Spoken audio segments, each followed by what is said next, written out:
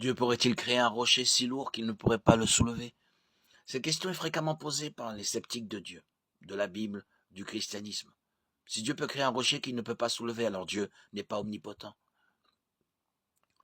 Si Dieu ne peut pas créer un rocher si lourd qu'il ne peut pas le soulever, alors Dieu n'est pas omnipotent. Selon cet argument, l'omnipotence est auto-contradictoire. Par conséquent, Dieu ne peut pas être omnipotent.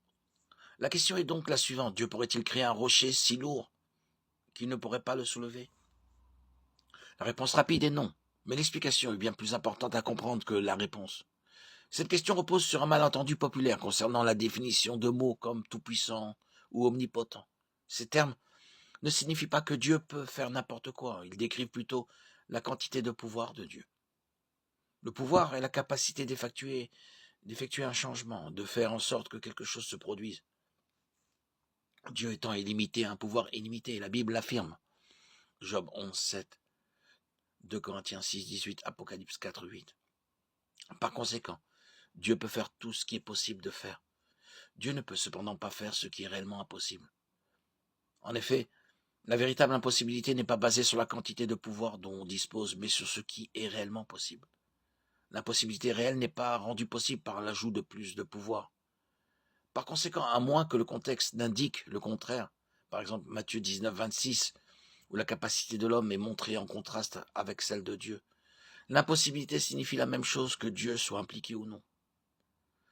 Ainsi, la première partie de la question est basée sur une idée fausse, que Dieu étant tout-puissant signifie qu'il peut tout faire.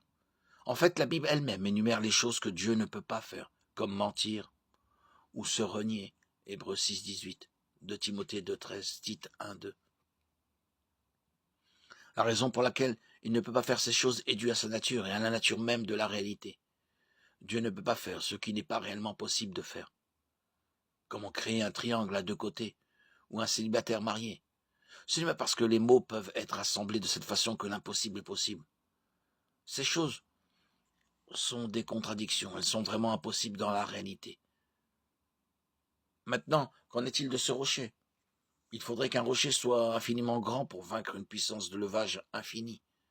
Mais un rocher infini est une contradiction puisque les objets matériels ne peuvent être finis. Seul Dieu est infini. Il ne peut y avoir deux infinis. La question est donc en fait de savoir si Dieu peut créer une contradiction, ce qu'il ne peut pas faire.